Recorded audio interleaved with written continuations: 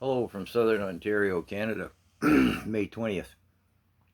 So I watched the leaders' debate in Alberta between Danielle Smith of the UPC and the hideous Rachel Notley, WEF Young Global Leaders graduate, who's leader of the NDP, in their debate. It was hosted by the mainstream media, and surprisingly, the debate was pretty neutral.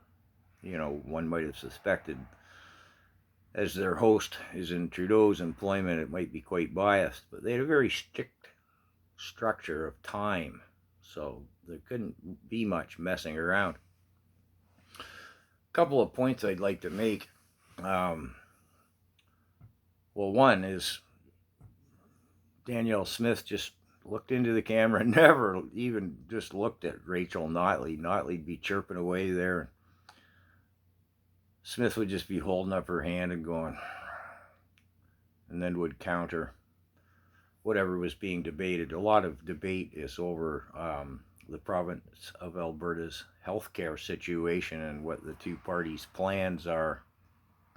Smith has a very definitive plan. Notley's is kind of, well, whatever, right? Another interesting point was Notley would turn and chirp at Danielle Smith, right? And again, Danielle Smith, very dignified decorum. She just, as soon as Notley's time was up and she was done chirping away like a, sounds like a rodent. Anyways, 3 times Notley said, "Well, you've been charged with ethics violations. You've been charged with ethics." This goes back to Danielle Smith's recorded conversation with a fellow named Arthur Patour, I think, who's was charged like a year ago at the Coutts, Alberta crossing. I'll be brief, but Smith had a recorded conversation with him where she said, well, I think a lot of charges from that time period should just be dropped.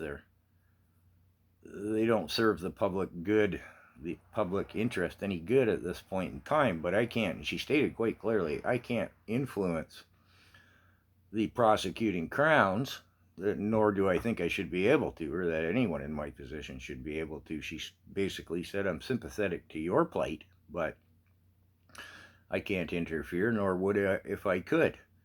I will talk to, I need a little more legal guidance on this subject matter. She didn't realize that she was going to end up talking to Arthur about these charges, right? So the CBC, mainstream media, Trudeau's propaganda department, really hammered it. Danielle Smith on this one. A whole bunch of headlines that were just not true. And would not, and admitted, well, we have no proof of any of it, but they just kept harping on Danielle Smith.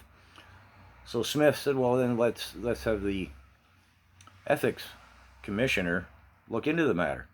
So that's what happened, and the ethics commissioner said, well, the only problem at all, and it's pretty minor really, is she shouldn't have been talking to someone who was charged.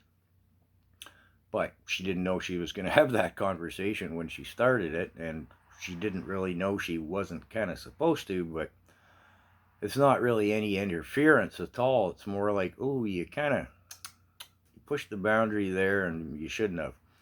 And the other 2 accusations as far as breach of ethics, the ethics commissioner just said, no, there's no problem there. But if you listen to Rachel Notley, you'd think, it was a terrible thing. And the mainstream media headlines are screaming Danielle Smith's gross violation of, and et cetera, trying to make it look like something it's not. Or far, far, far more than it's not, however you want to express that. But I can't believe they're running such a close race. I mean, what's wrong with the Albertans? They can't see through Notley. But we won't get into her background and stuff. We've already covered that. But the comments were running about 70% positive for Notley as they were coming up as I was watching the debate. But there's some people who just still can't see through Notley. Just, oh, wow. Problem is, the fate of our nation very much lies on this election, and I'm not the only one who thinks that. A vote for Notley is a vote for Jagmeet Singh with the Supply and Confidence Agreement coalition government. That's a vote for Trudeau, who, as a graduate of the Young Global Leaders program class of 92, is a Klaus Schwab minion. So vote Notley, vote Jaggy, vote Trudeau, vote Klaus Schwab, vote WEF. Live in 15-minute cities and eat crickets. So the election's May 29th. Hoo-hoo. Well, let's hope the Albertans see through Notley. Wow.